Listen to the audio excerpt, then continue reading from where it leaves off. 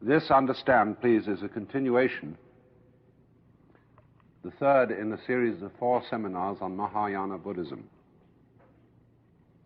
And I try, and as far as possible, to make each seminar self-contained, so that if you miss the ones that went before, you don't find what's being said completely unintelligible. But what we're going to take up this time, under the title The Net of Jewels, is the most, I would say, advanced and mature form of Mahayana Buddhism, which is known in Japan as Kegon, K-E-G-O-N, and in China as Huayan, H-U-A-Y-E-N, and in Sanskrit as Avatamsaka, A-V-A-T-A-M-S-A-K-A. And these words all mean the doctrine of the garland, of the garland, the wreath of flowers. And this was an attempt to make a synthesis of all Mahayana Buddhist doctrines, and including also the southern school, the Hinayana or Theravada, so as to show that all these points of view were consistent with each other, although apparently conflicting. It was perfected by a Chinese gentleman by the name of Fatsang, F-A-T-S-A-N-G, who died in 712 A.D., a man of absolutely extraordinary genius. It's curious that he's a contemporary of Huineng, the 6th patriarch of the Zen sect, who died in 713, a year later. You might say, in a way, of course, that the doctrine of Kegon is the intellectual content of Zen, because all Zen people, insofar as they have any intellectual interests in Buddhism, study the Kegon doctrine. And one of the patriarchs of the Kegon school, known as Shumitsu, was a patriarch of both schools. He lived in the Tang dynasty, rather later than Fatsang.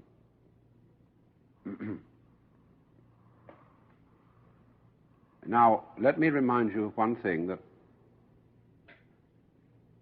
Mahayana Buddhists don't have the same attitude to historical events that Christians do. For both Jews and Christians, history is enormously important. And the fact that Jesus did in fact live at a certain time and that he taught thus and so is considered immensely important. And therefore, all Christians tend to want to find out what Jesus really did teach and go back to the original sources. It will forever be impossible to find out what the Buddha really did teach. It is hopelessly overlaid, and that nobody could ever figure it out. Besides, the Hindus have absolutely no sense of history whatsoever. It's impossible to date the great manuscripts of Hindu tradition. And scholars have the wildest, wide variations in their guesses as, say, to the date of the Bhagavad Gita, or anything like that. You've got a generally attested assumption that the Buddha lived shortly after 600 BC, and that somewhere in the succeeding years, let's say, well, by about 200 BC, the Pali texts called the Pitakas, the 3 baskets of the doctrine, had been formulated, probably. But nobody really knows.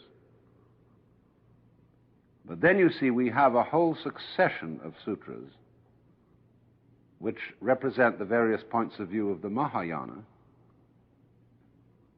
which may have been written, or we might say forged, anywhere from 100 BC to 500 AD. Many of them don't exist in the original Sanskrit. We only have them in Chinese or Tibetan translations. And here is why everything is so vague. The Mahayana theory is, you see, that when the Buddha first attained his liberation, he preached the complete inner Mahayana doctrine. But nobody could understand it. So he had to come down a step and preach something for simple people. Well, this sort of thing went on. He had a deep doctrine and a simple doctrine. But as time passed, those monks who had treasured the original records of the deep doctrine released them. And so the Avatamsaka Sutra, which is a whopper of a thing, very, very subtle, appears to be in circulation roughly about 450 AD. Goodness only knows where it came from. Nobody can possibly tell. It was simply found. It was revealed. And in the same way, of course, let's take the book of Deuteronomy. The book of Deuteronomy purports to be by Moses, although it describes Moses' own death. It was, as a matter of fact, unearthed in the year 621 BC, when, as a matter of fact, it was written, because it reflects opinions and attitudes of that time, but naturally it had to be attributed to Moses. And this was not because the author of Deuteronomy was a fraud intentionally, but because he was modest. If you expound the law, you must not do so in your own name. That would be very, very cocky. You must attribute it to Moses, because Moses is the archetype of all law. So in exactly the same way, when you have very profound ideas of your own, but nevertheless you feel that you got them from a depth of consciousness which was deeper than your ego, you call that depth of consciousness, that level, the Buddha. And so naturally you attribute it to the Buddha. I must, however, explain that there are many senses in which the word Buddha is used in Mahayana Buddhists, among Mahayana Buddhists. It is used as the title of the historic Gautama Siddhartha, who we know as the Buddha, Sakyamuni, which means the sage of the Sakya clan. But then in the Lotus Sutra, which I was discussing last week, the Buddha explains that his appearance as Shakyamuni after 600 BC was a mere sort of illusion. It was an upaya, that is to say, skillful means for helping sentient beings, because the true, actual Buddha is eternal and manifests itself again and again and again in myriad universes. And so you see these glorious Tibetan and Japanese mandala paintings where you have a central Buddha surrounded with Buddhalets. You'll find, for example, Kannon, the temple of Sanju Sangendo in Kyoto, where there are 1,001 figures of Kannon, all in gold. And each one of them has 11 heads. The main head that you see from the front, and then one on each side, looking this way, one behind, looking back, and then a pile of little heads on top, all the heads being different aspects of Buddha. The center figure has 1,000 arms, literally, all in carved wood, lacquered in gold. It's the most astonishing sight. You wonder what this is, and you are reminded of Argus with his many eyes, of some sort of cosmic centipede, or sea urchin, or something of this kind, with tentacles all over the place. So this point then is that behind the historic Buddha, it is worked out there are the eternal Buddha, but this eternal Buddha is diversified in many different ways. So the evolved doctrine of Mahayana, which is connected with this Kiergon doctrine, is that there is at the center what is called Mahavairocana Buddha, which means the great Sun Buddha. In Japanese, Dainichi Nyorai. And this great Sun Buddha has some interesting historical origins, because one suspects that it comes from Persia and is some form of Ahura Mazda, the great sun, the great light. Nobody knows, but there it is. Dainichi Nyorai, the great Sun Buddha, who is always shown wearing a crown, unlike the ordinary Buddhas, which wear a sort of round cap of snails. Dainichi Nyorai is crowned and has a great blazing aureole of flames around him, and holds his hand thus.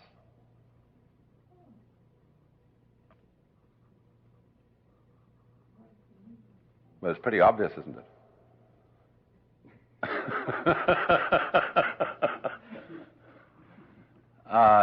That's what's going on, but in humans it goes one way, in the cosmos it goes another way, because the structure of a spiral nebula is this helix. Let's hold hands, let's play. Then around Dainichi Nyorai there are 4 other Buddhas, and these are all called Dhyani Buddhas, Dhyani. There is Amitayus, who is the Buddha of boundless life. There is Amitabha, opposite to him, who's the Buddha of boundless light. Then there is Amoghasiddhi, which is the Buddha of power. Siddhi meaning in Sanskrit psychic power or spiritual power. And there is Ratnasambhava, who is, Ratna means a jewel. Sambhava is completely developed. And they all are assigned different colors, different sounds, different meanings. And these 5 Dhyani Buddhas are supposed to constitute a symbolism of everybody's Buddha nature. That is to say, they're all in you, constituting your fundamental self. But when there appears in the world someone who is highly enlightened, he is always considered, you see, to be a manifestation of one of these 5 Dhyani Buddhas, or of all of them. So this is what the Buddha explains in the Lotus Sutra, that Buddha nature is the eternal principle, and that furthermore everybody has it. Trees and grass also have Buddha nature. The very grains of dust have it. And so one of the sutras says, when every phase of our mind is in accord with the Buddha mind, there will not even be one grain of dust that does not become a Buddha. So Buddhism does in fact, contrary to some popular ideas, in this form of Buddhism, which I'm talking about this weekend, look forward to a consummation of the world in which everybody and everything becomes enlightened, and where the whole universe operates in total harmony.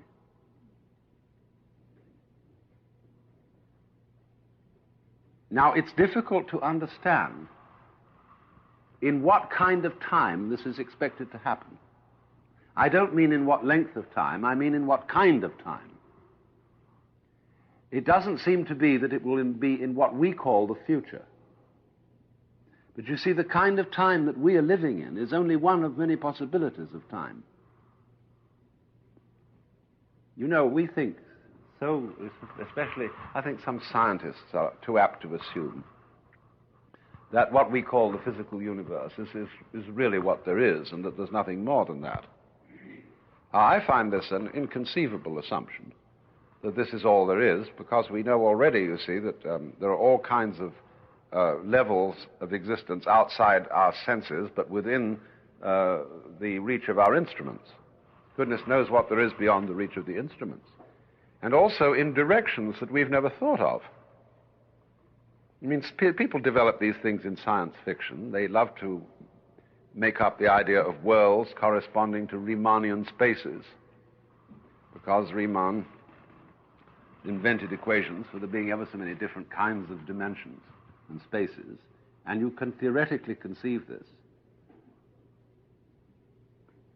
And so the Hindus and the Buddhists feel, you see, that there are infinitely many times and kinds of time, kinds of space, kinds of world, that they may, from the point of view of our space, be coincidental with each other, that is to say, all in the same place, but there's no need for them to be all in the same place at all. You just have to let your imagination run a little bit. And there's no harm doing that, provided you know what you're doing. Because letting your imagination run, even if you know it's fantasy, will often turn up with extremely interesting results. All mathematics, for example, is simply playfulness. People who do high mathematics are not in the least bit interested as to whether they are going to attain any practical results.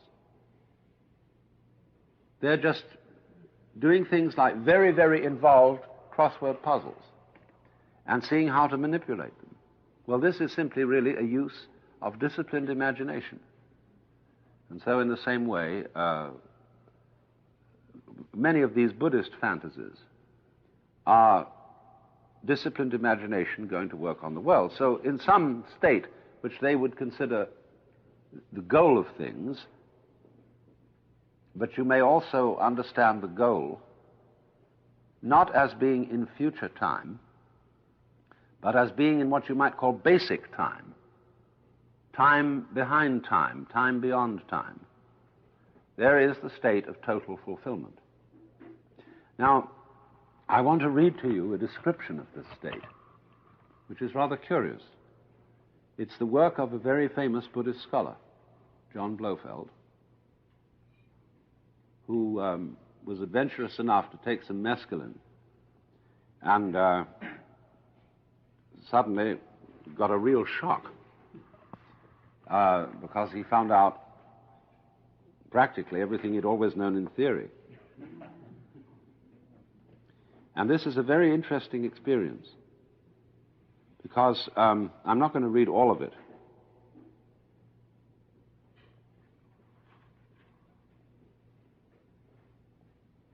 He says after some time that he tried to visualize the Tibetan mandala of the peaceful deities that you find in the Tibetan Book of the Dead, where I was describing to you a mandala, Mahavairocana in the center, and the Dhyani Buddhas arranged around it, and you see them sitting inside a circle.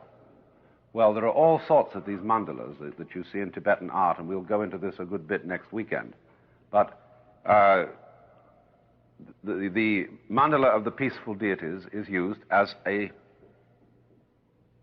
support for meditation exercise, so he tries to visualize that, but succeeded only in conjuring up some rather metallic-looking demons, although they were far from frightening and not even very lifelike or realistic, being something of a cross between metal statues and living beings. But they did convey to me, as though mockingly, that to expect a profound religious experience as a result of taking mescaline was too presumptuous. Soon after that, the sensation of a rapidly fragmenting personality returned to me with frightening force. I grew alarmed for my sanity and should have hastened to take an antidote for the mescaline had one been available. Though my friend persuaded me to eat some lunch, I was in no condition to enjoy it. By then, things seen and heard presented themselves as independent visual and oral experiences, with no seer and hearer to link them into one of those single compositions which at any given moment form the content of normal consciousness. The food went down my throat as usual, but it seemed to be disappearing into a receptacle connected with me only to the extent that it was too near to be visible. The mental stress grew agonizing. My fear of permanent madness increased, and I suffered especially from the feeling of having no inner self or center of consciousness into which to retreat from the tension and take rest.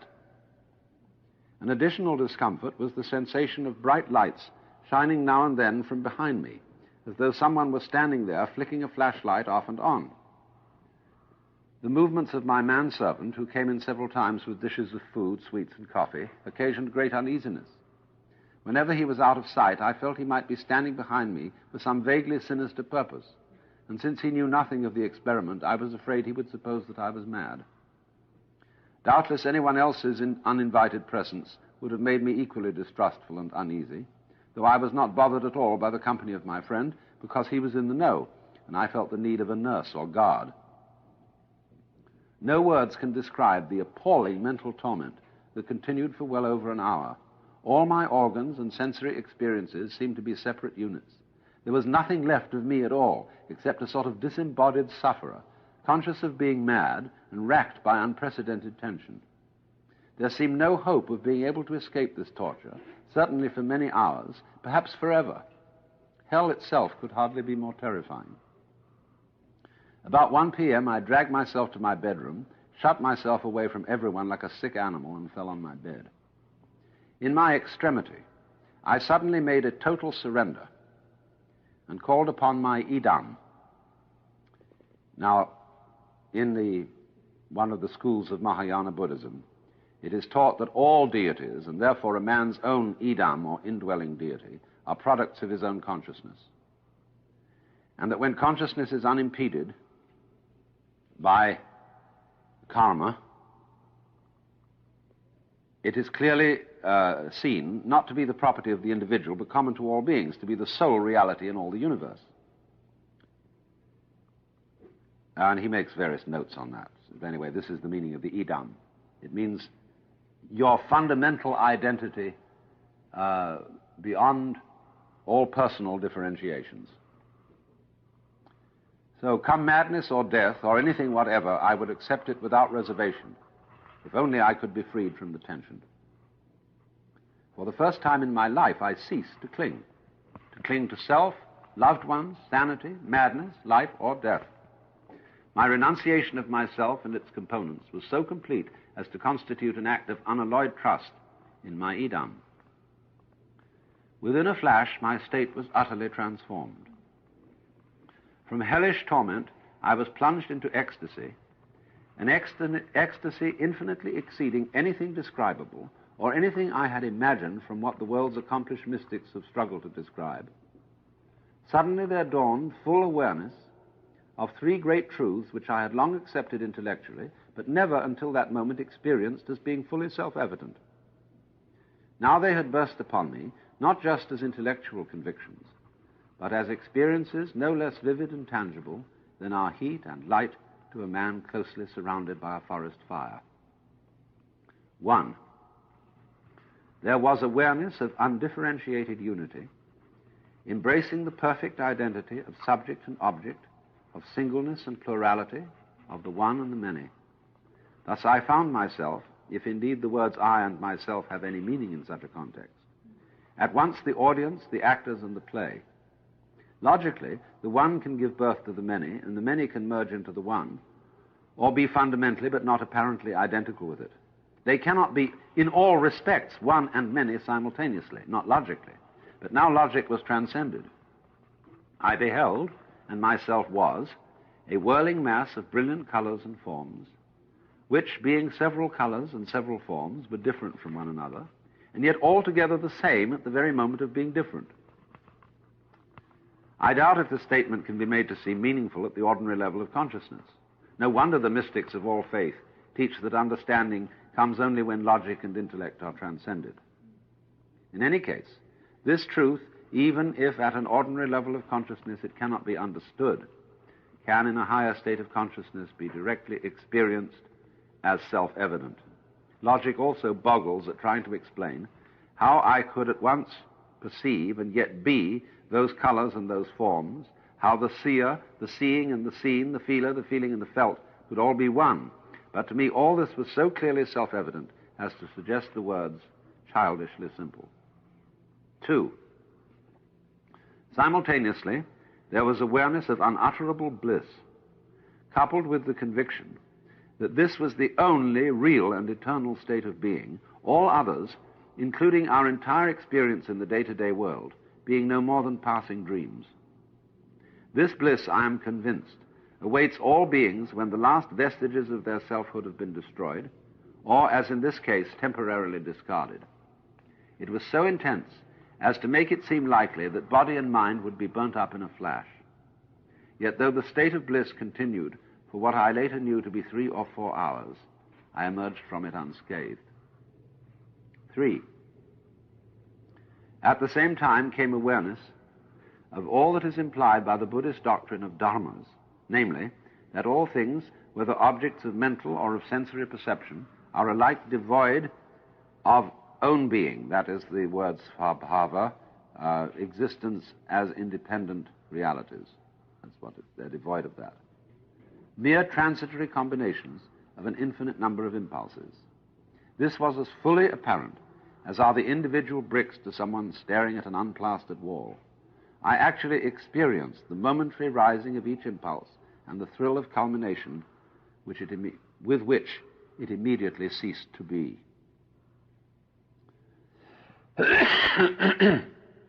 I shall now attempt to describe the entire experience in terms of sensory perception, though not without fear that this will cloud rather than illumine what has been said. For the content of my experience, being suprasensory and supra-intellectual, can hardly be made understandable in terms originally coined to describe the mental and physical content of ordinary perception. Reality, it seems to me in retrospect, can be viewed as a plasma of no intrinsic color or form, that is nevertheless the substance of all colors and all forms. Highly charged with vivid consciousness, energy, and bliss, it is engaged in eternal play. Or it can be viewed not as a plasma, but as an endless succession of myriads of simultaneous impulses, each of which arises like a wave, mounts, and dissolves in bliss within an instant. The whirling colors and shapes which result produce certain effects that recall flashes of rare beauty seen in pictures, dreams, or in the world of normal everyday consciousness. It can be deduced that the latter are in fact faint reflections of this eternal beauty. I remember recognizing a well-loved smile, a well-remembered gesture of uncommon beauty. Though I perceived no lips to smile, no arm to move, it was as though I beheld and recognized the everlasting abstract quality to which such transient smiles and gestures had owed their charm. Again, reality can be viewed as a god dancing with marvelous vigor, playfully, his every movement producing waves of bliss. From time to time, he makes stabbing movements with a curved knife. At every stroke, the bliss becomes intense. I remember that the plunging knife made me cry aloud, "That's it, that's right, yes, yes, yes!" Or else reality can be viewed as a whirling mass of light, brilliant color, movement, and gaiety coupled with unutterable bliss. Those who experience it cannot refrain from laughing cries of, "Yes, yes, yes, ha, ha, ha, that's how it is, of course, of course."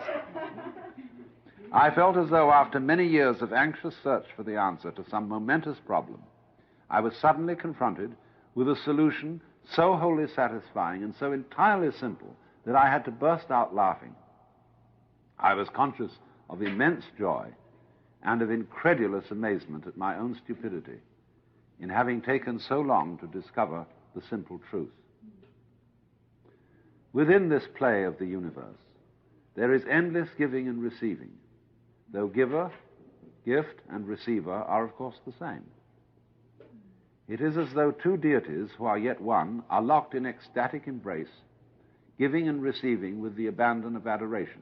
The Tibetan Yabyum representations of deities hint at this. The artists who paint them must be forgiven for their inability to indicate that giver and receiver are not only one but formless, though indeed some artists manage to suggest the oneness by blending the figures so well that the yum is not seen unless the picture is given prolonged and careful scrutiny. During the experience, I was identical with the giver, the receiver, and the incredible bliss given and received. There is nothing sexual about this union. It is formless. The bliss is all-pervading. He should use the word genital, not sexual. And giver and receiver, giving and receiving, are not two but one. It is only in attempting to convey the experience that the imagery of sexual joy suggests itself as perhaps coming a little closer than other imagery to the idea of an ecstatic union in which two are one. Some of the conclusions I drew from the whole experience are as follows. A. Fear and anxiety as to our ultimate destiny are needless, self-inflicted torments. By energetically breaking down the karmic propensities which give rise to the illusion of an ego and of individual separateness, we shall hasten the time when reality is revealed and all hindrances to ecstatic bliss removed, unless, like the bodhisattvas, we compassionately prolong our wanderings in samsara so as to lead other beings to that goal. B. The world around us, so often gray, is the product of our own distorted vision, of our ego consciousness and ego clinging. By casting away ourselves together with all longings, desires, qualities, and properties that pertain to them, we can utterly destroy the illusory egos which alone bar us from the ecstatic bliss of universal consciousness. The key is total renunciation. But this, alas, cannot often be achieved by a single effort of will, because each of us is hemmed in by a hard shell of karmic propensities, the fruit of many, many misspent lives. The three fires of desire, passion, and ignorance are hard to quench. Yet they would be quenched in an instant could we but make and sustain an act of total renunciation. Such an act cannot result from effort or longing, because these would involve our egos and thus actually strengthen them. Thus, in the ultimate stage, even effort and longing for nirvana must be abandoned together with everything else. This truth is hard to understand. C.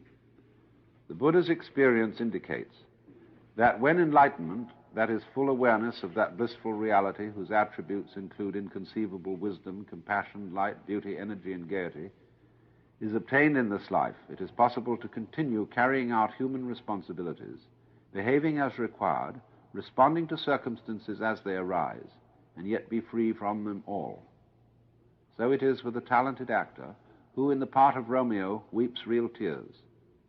When his grief for Juliet threatens to overwhelm him, he can withdraw inwardly from his role long enough to recollect the unreality of Juliet and of her death, and yet continue to give the same performance as before. D. A single glimpse of what I saw should be enough to call forth unbounded affection for all living beings.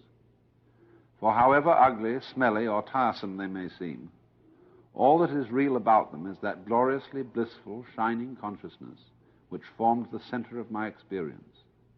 Hatred, dislike, disdain, aversion for any being sharing that consciousness, i.e., any being at all, must amount to blasphemy in one who has seen being itself. Well, now, I think anybody influenced by the Weltanschauung, the zeitgeist of the 20th century, would find great difficulty in taking such a statement seriously. Because we pride ourselves on being realistic. That is to say, on being people who do not indulge in wishful thinking. And while at the beginning of our century, There was a great deal of what is now referred to as shallow optimism about human progress. When the two world wars came and went, we decided that human nature was pretty much of a mess. And that you will remember, no doubt, that during the Second World War, there was a theological movement generally called back to sin. That is to say, back to belief in the very, very fundamental reality of evil. That was the time when C.S. Lewis wrote the Screwtape Letters. That was the time when Reinhold Niebuhr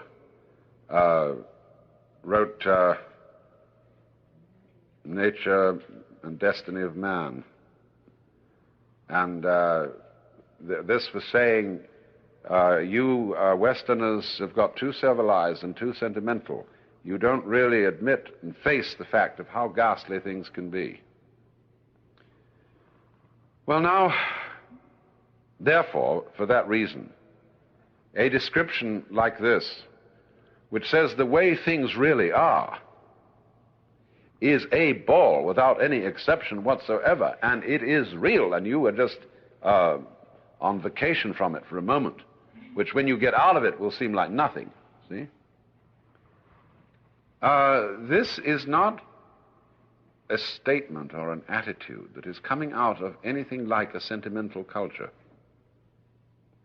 Nothing could be more different than the climate of Indian and Tibetan and Chinese Buddhism and the climate of New Thought at the end of the 19th century.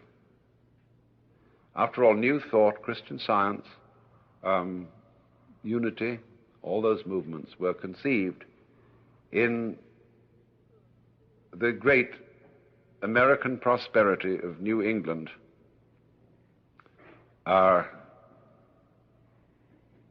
among very nice, successful people. And as you see today, when you go around the circles in which these very, very optimistic religions flourish, they're all composed mainly of rather well-to-do, comfortable bourgeoisie. No aristocrats ever went for them, and no proletarians. And there is a reason for this, which is that aristocrats always live on the past, because they have arrived long ago, and therefore they have no reason to strive. A real aristocrat is a very unassuming person who doesn't lord it about, but knows that he is someone, and there's no way of questioning it. That's why they're so courteous to servants. On the other hand, a proletarian has no past and no future, and so he lives for the present. The bourgeoisie has no past, but he won't live in the present, he always lives for the future. And therefore, he's the one constantly deluded. So he is always, you see, the sucker. As my uncle used to say, the rich can afford it, the poor get it given to them, and the middle classes do without. Which was a sort of a bitter comment. But the thing is that prosperous bourgeoisie did invent and go for the philosophy that everything really behind the scenes is all right. Now, this point of view comes from a world that is so different from that. A world of extreme insecurity, of war, of disease, of all kinds of spooks and horrors. And you see this reflected in Buddhist art. It has a class of beings in it, which are, we would say, devils. The most appalling creatures with many heads, many arms, full of claws, necklaces of skulls, writhing serpents round them, and are described in the text to be making the most appalling noise. And there they are. That's life. But these are not demons. They're not in the Christian sense of the word devils at all. They are aspects, or shall we say wrathful aspects, of the underlying reality. And the whole point is this, and this is described in the Tibetan Book of the Dead, that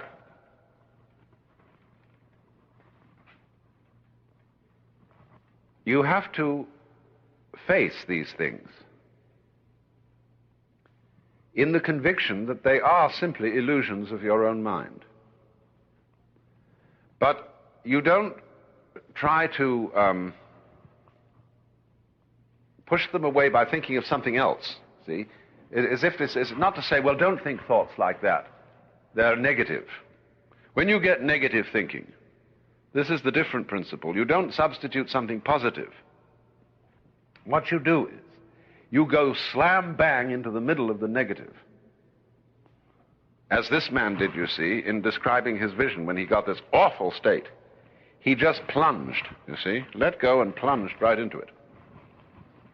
And yes, he was helped by mescaline, but anybody in an awful state, say they're in pain or they're dying or something dreadful is happening, will be able to achieve the same consequence by going with it completely.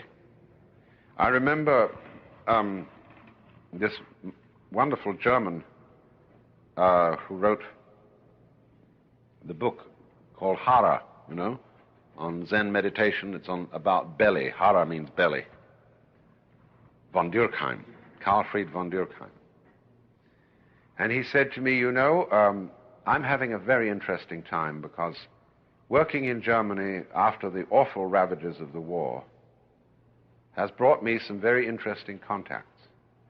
He said, I've come across a lot of people who had this tremendous spiritual illumination. And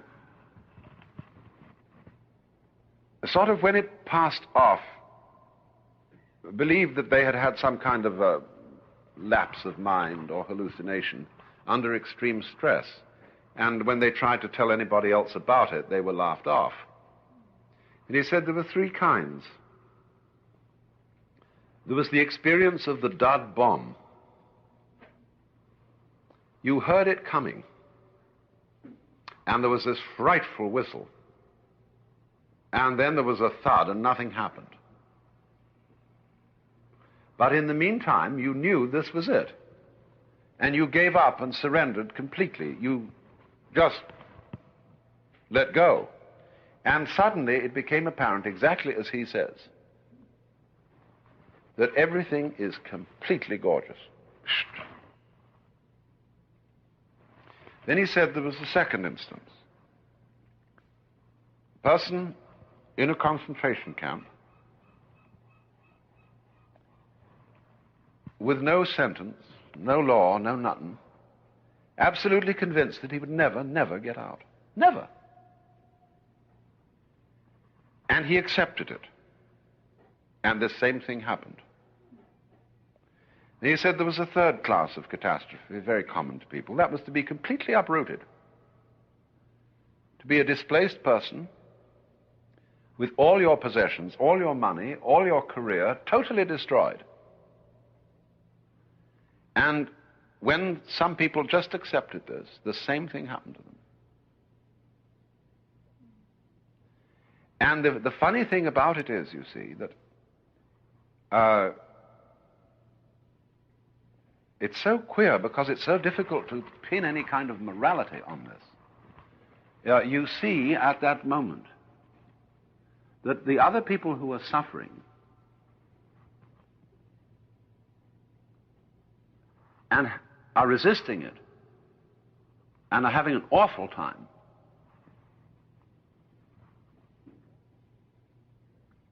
are not really having an awful time at all.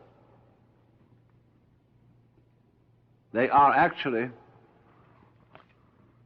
you catch yourself doing this occasionally when you nurse a grievance and you enjoy hating somebody. You know this sort of mood? When you just revel in disliking something.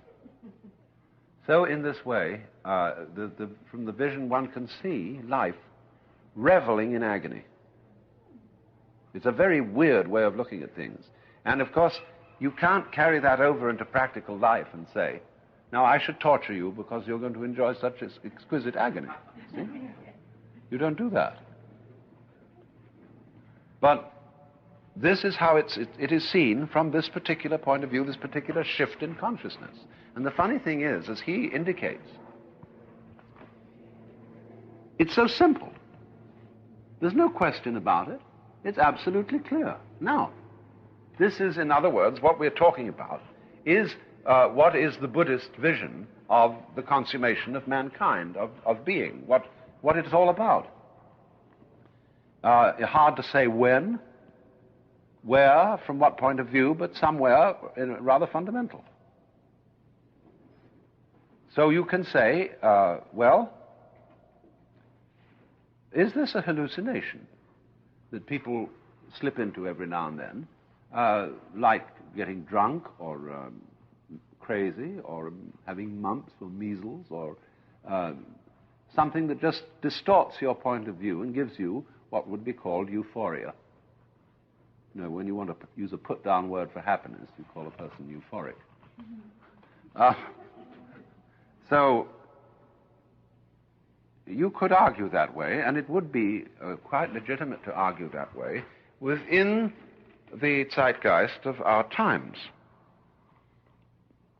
because we are reassured by what I would call a rusty beer can view of reality. You know? It all comes down to a rusty beer can, you know? It's just, that's real, you see? That's the sort of thing you see lying on the street, and that's every day. It's folksy and terribly reassuring. But on the other hand, I keep coming back to the funny feeling that if existence itself is not basically gorgeous in this way, that it wouldn't be able to exist. That, in other words, the game wouldn't be worth the candle. That you would have a reality system which would have cancelled itself out long ago through some simple method of suicide. Now, of course, here again we can say, well, that's what it's doing. Only it's taking an unconscionable long time to do it from our point of view. You know, this is part of the God is dead bit, that you could read into that God just couldn't stand it. This whole thing was a terrible mistake, and died and left the world hanging. And there are theologians who seriously think that God did once exist and has actually disappeared and died.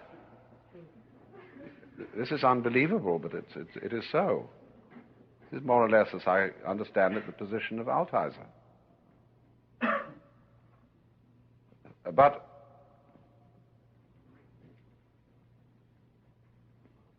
I suppose this is one of those things that it's like nerve. A lot of people, by having nerve, get away with all sorts of things that they shouldn't get away with, but succeed in doing so. And we call them successful. They shouldn't have succeeded because they really didn't have the proper qualifications or educational background or whatever it was, but they did have nerve. Well, in the same way, you know, when you hit a golf ball, you have to have this follow-through. You really go ringo like this. You don't just hit at the ball. Well, so in a similar way, when a person has the feeling, you see, that this is the way the universe is, it gives him a certain quality of existence. And you may say, well, he's not really a very realistic person. But damn it, he gets on well. Now, what I was talking to you about this morning, namely, the conception of the universe as a totally harmonious energy system, which may be realized as such at some time or some kind of time, not necessarily future time as we ordinarily understand it. But let's just say there is a point of view from which the whole gamut of being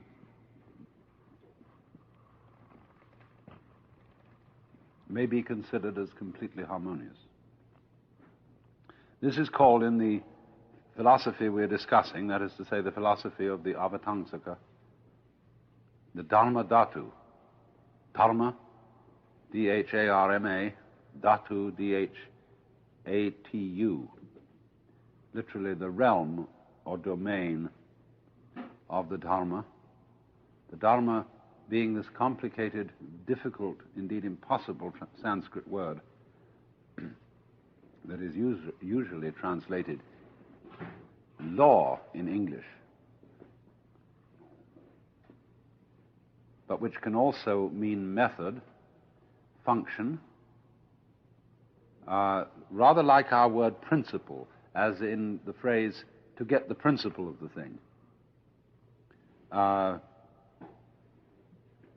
It can also have some affinity with our word reason, and it can also have some affinity with our word what is right. So if you've got conduct that is described as dharma or adharma, which is right and wrong, roughly.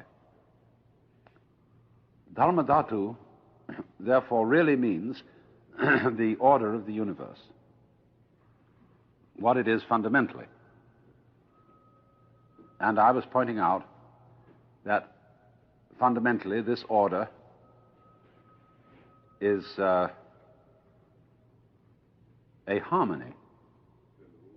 And there is a point of view from which this can be seen. Now, this philosophy of the Avatamsaka Sutra makes a further analysis of the Dharma Dhatu into what are called the four Dharma worlds. And this is one of these mnemonic tricks that Buddhists always use to help you keep things in mind. They group things into 4, into 5, into 6, 7, 8, 9, 10, 12, and so on. They always miss out 11 for some reason. And so that you can memorize it easily. And the four Dharma worlds, or what you might call the four ways of looking at existence, let's call it that, are called in Japanese, I'll use this language because it's easier to remember than Chinese and easier to pronounce. First of all, the world that is called Ji, J-I. Second, the world that is called Ri, R-I. Third, the one that is called Rijimuge, Ri, Ji, Mu, M-U, Ge, G-E. And then fourth, the world that is called Jijimuge. Mu.